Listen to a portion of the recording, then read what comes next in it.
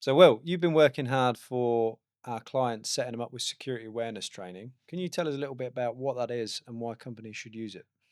Yeah, certainly. So we're using a product called KnowBe4 that is a platform designed to send out two parts really: simulated phishing, so sending out fake phishing and spam emails in an attempt to not necessarily trick end users, but to help gather information about how risky end users can be Mm, to certain types of email.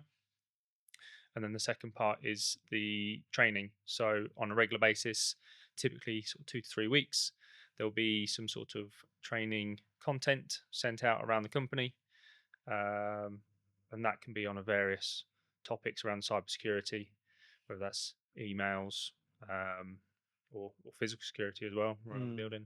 And what's the main reason that companies should think about security awareness training? I think it's that training aspect really, getting people used to knowing what to spot in their day-to-day operations, where the risks might be, and what to look out for, just to prevent if there is anything that does get through to them that is malicious. Mm. Um, they're really that first line of defense to prevent anything happening that shouldn't. Yeah, I suppose you can put in all the tools you want, antivirus, DNS protection, Exactly. firewalls, but Yeah, you can't. ultimately, it's going to be the person who clicks the link, isn't it? Exactly. Yeah, nothing is 100%. So we can put in as many layers as we can, but there's always going to be something that will get through. Yeah. And if that last point is the end user and they manage to spot that potential threat, then you've still stopped it there. Yeah, the thing I think I found from security awareness training and this simulated phishing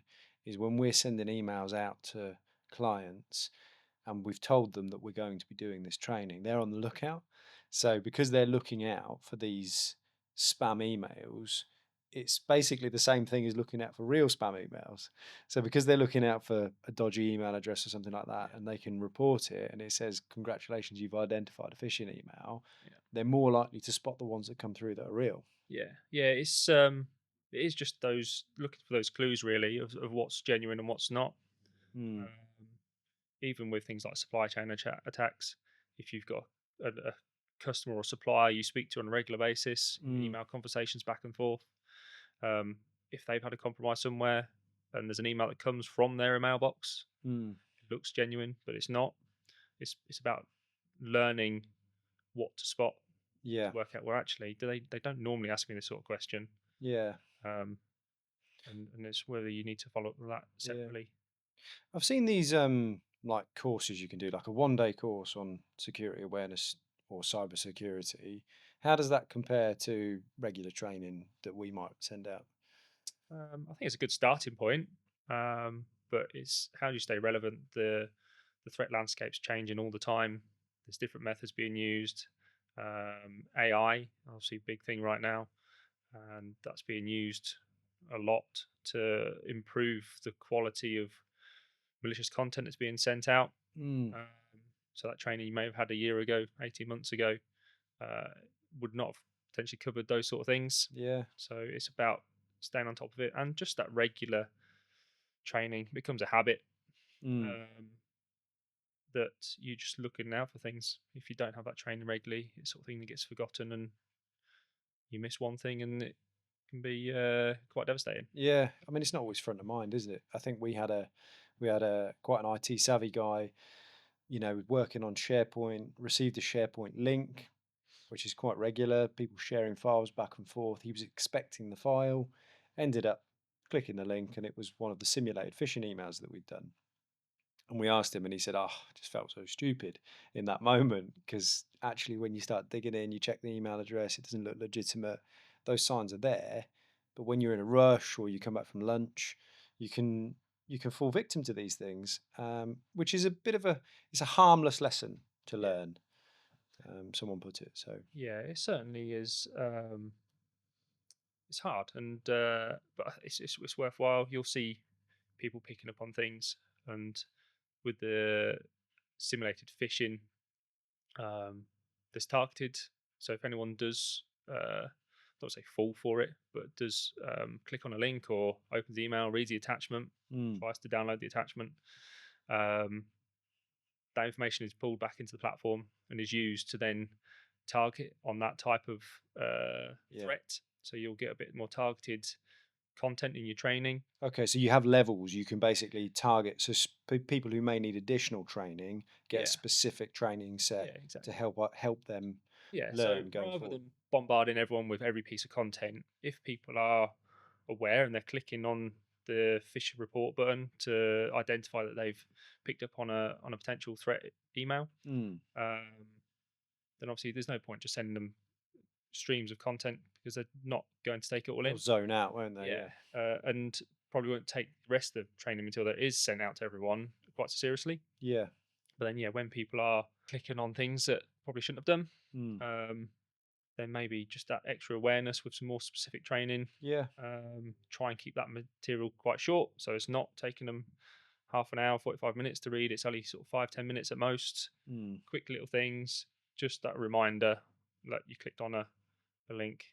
Here's what happened, and Yeah. this is how you can spot them in Yeah, the because we're not future. trying to make anyone feel silly or, make anyone feel ashamed. It's a supportive, educational approach rather than oh, wag your finger at them and Yeah, tell them off. yeah, we want to help. It helps us as a managed service provider. We don't want to be having to help them if there's been an incident. Mm. Also in personal as well. Um, Obviously, we're doing this as a corporate level within the business, but they can take the same training and learning back to their personal lives, Facebook and Yeah. email safety. Um, all the same principles apply. Yeah, yeah, it's good. I mean, it even applies to children. Like my wife is a teacher.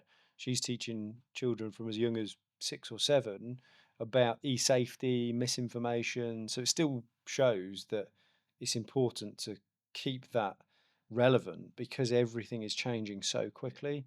And like you said, AI, people being able to generate email content very quickly, whereas, you'd be able to spot a misspelt email or a dodgy email address. Whereas if you're able to produce that and make it look really refined, that's going to be much more challenging later down the line.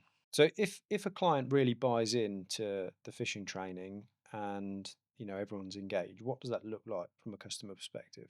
So with part of the platform, there's the fish alert button that we deploy to end users' email client, and this is a tool that can be used by the end users to report either the simulated fishes, but also any emails they suspect to be um, fish or spam emails. Mm. And with that, the reports for those get delivered to us, so we can then take that information to either improve what training content's going out manually rather than the automated approach we spoke about previously, or yeah, a bit more targeted information, Mm.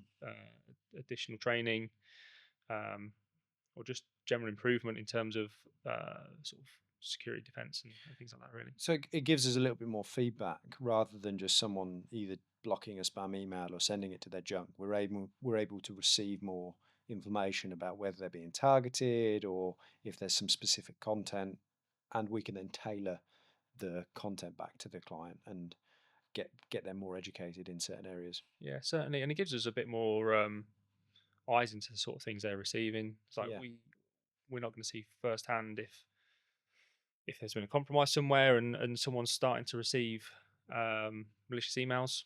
yeah. But if they do pick one up and report it, that's a good indication to us that might be something else going on, Mm. um, for us to maybe investigate just a little bit more to see what's happening. Yeah. I can imagine we get various levels of engagement. So some staff are going to see this quite useful. Some people maybe aren't going to be as engaged. Yeah. What would you say the quality of the content that we're rolling out is? Would you say it's engaging or is it a little bit cheesy? How does it come across? I think it is very subjective to the end users. We try to pick things that are sort of are going to be good across the board for people. Mm. It's not going to be perfect for everyone, um, and I think there is an opportunity there as well that if content isn't working for people, they need to reach out to let us know Yeah. because there's hundreds of videos and podcasts and posters and leaflets that can be provided for this information. So if there's material that's not working for certain people, Mm. um, then we can look at that and we can tailor it a bit more. And how do you think, in your experience, what is the recipe for success to get engagement from a company wanting to make sure that their staff are learning and committed to preventing cyber attacks? I think you need to have enough people within the business who do take it seriously and Mm. to help push that within the business. Yeah, There's a limitation on what we can do as an MSP.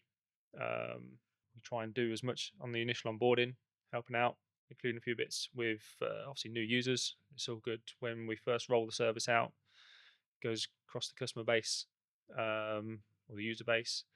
But obviously, if new people start, there needs to be that engagement from when they start as well. yeah, But again, that ideally needs to come from sort of like their managers. Really, internally. you start a new role. Here's your IT setup. Yes, Part of that, there's going yeah. to be training on a regular basis. I suppose we can make that a part of their new user experience. It's Yeah, likely we're going to be setting the account up, so yeah, they can also get in some insight into how they're going to use the new cybersecurity system and the training information and how they're going to access it.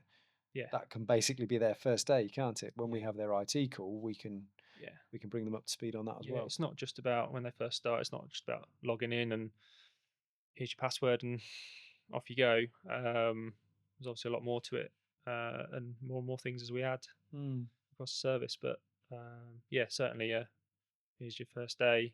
Make sure you're all logged in.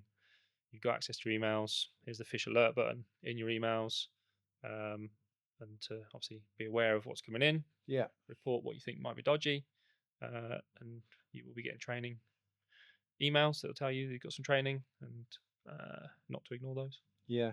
We've also released some educational content about how to connect with the service as well. Yeah, So we're trying to use that to help people engage with it too, which yeah, our Ben has been working on and looks really refined. So yeah, and it can be that's good. used as a refresher as well. So Mm, just to keep it in mind that if you've maybe started 2 3 years ago, you get quite good engagement. If that engagement drops off, then obviously that can sort of be used again to remind people about the importance of it. yeah.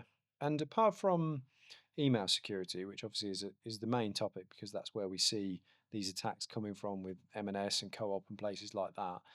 What other areas will it cover from a training perspective? A lot, really. So yeah, it's not just about the email security. There is a big focus on the email security because that's obviously a prime way of communicating within business at the minute. Mhm. Um, but obviously, Teams and things like that. Just general web awareness, browsing sites. Are you on a genuine site? Has there been a compromise there? Physical security as well. Yeah. So door access systems and yeah, the data, physical paper that might be left around, leaking data anywhere. Mm. Being aware of that. Someone stuck a piece of paper on a door to say, "Do not lock the door because it's broken." Everyone left the office at the end of the day, left the door unlocked. People can get straight in. Cool. Thanks, Will. No Really worries. appreciate your time with telling us a little bit about security awareness training. No Thanks worries. again. Thank you.